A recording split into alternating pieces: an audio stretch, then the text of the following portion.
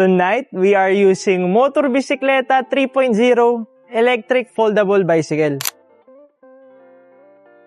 Come ride with me. So before anything else, buksan natin yung headlight natin kasi gabi na.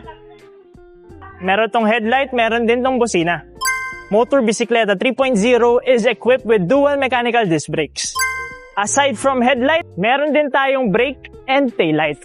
And yes, this model is rechargeable. Meron tong removable battery, 48 volts, 6 amperes. Around 3 hours yung charging natin, kahit anong outlet pwede. Running time is around 20 to 30 kilometers per full charge. So please be informed if first time you gagamit ng electric bicycle or any electric mobility device, meron tayong 3 factors na kino-consider. Rider's weight, bigat ng sumasakay. Riding style, kung paano kayo magpatakbo, lagi ba kayo nagraratrat? And type of terrain, kung puro paahon ba or patag lang yung daanan nyo. And syempre, second way of running natin is full manual.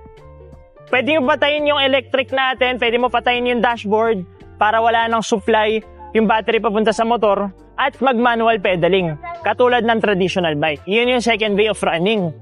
Konting pedal mo lang, ang layo ng mararating mo. So currently, I'm using pedal assist and I'm running 22 kph. And ultimate utility electric bicycle to. Bakit? Kasi meron siyang basket sa harap, meron rin tayong passenger seat sa likod. May suspension to sa harap at meron tayong 6 na suspension sa likod. So dito sa Motor Electric, meron tayong electric scooters, electric bicycles, electric dirt bikes, electric scooters. Inulit ko na yon, electric unicycles, electric skateboards. Boss, pero mo yung boss. Badminton boss. Sorry. Bawal. Thank you for riding with me tonight, Iviroy.